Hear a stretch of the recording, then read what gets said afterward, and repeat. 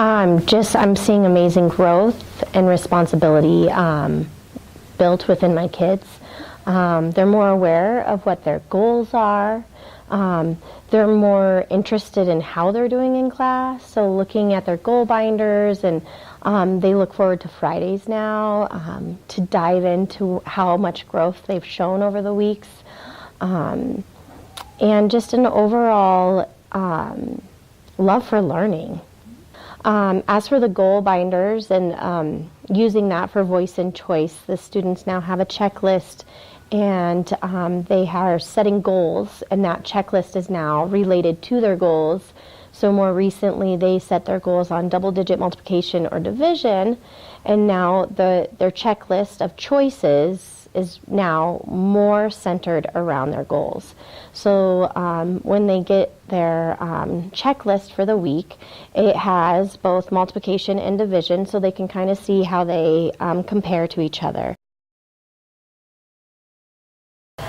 I would say talking to the kids and asking them, they're still having a kind of a hard connection of why is this assignment helping me? Why did Miss Neumann say, hey, try this multiplication sheet? They're thinking of it, oh, I have to do this multiplication sheet because that's my assignment today, versus I have to do my multiplication sheet because this is the practice I need to meet my goal.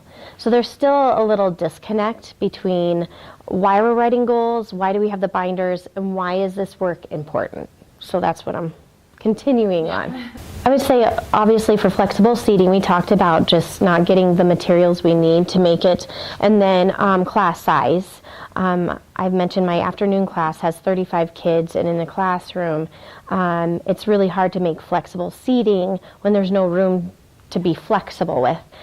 So I've kind of ran into that, but being more lenient on, okay, if you want to stand, if you want to stand at a tall table, if you want to work at the back counter, what's productive for them.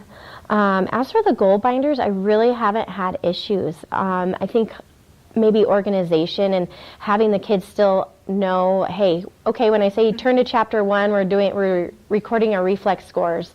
Them knowing, okay, reflex is the first chapter, I can open to my binder, I know where the math section is. That's still just being familiar with the goal binder.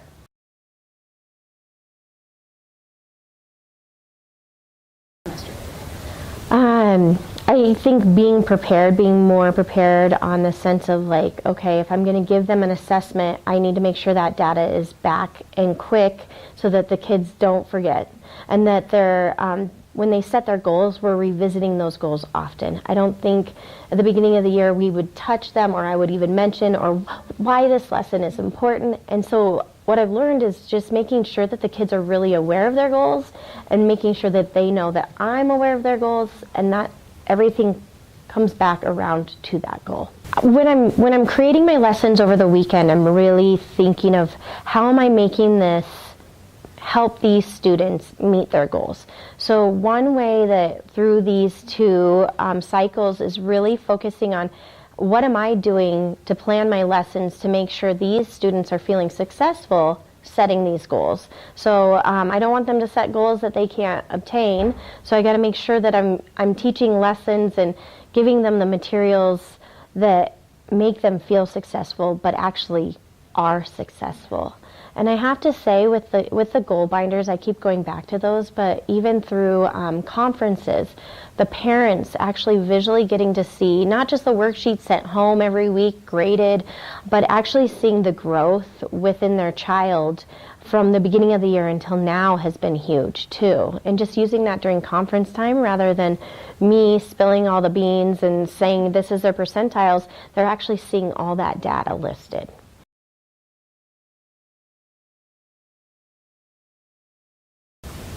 It takes a lot of time, and it takes a lot of thinking outside of the classroom and talking to your peers and talking to people that actually are working with other people setting goals and other programs, that it just takes time, and it's not something that I did this year. We've been doing this for 4 years now, and this is the first year that I've really felt successful. It's a learning process, and you have to do what's easiest for you For instance, my goal binder wasn't originally a binder, it was a folder. And from that it went into a binder because of the organization. Also, what data is important to be collecting, what's important to look at and what's important to measure, related to the standards. So making sure that the data you're collecting is really something that's going to be useful for the students in the future, or useful even to you doing report cards or conferencing with parents. It's kind of that go-to, so why not use that binder?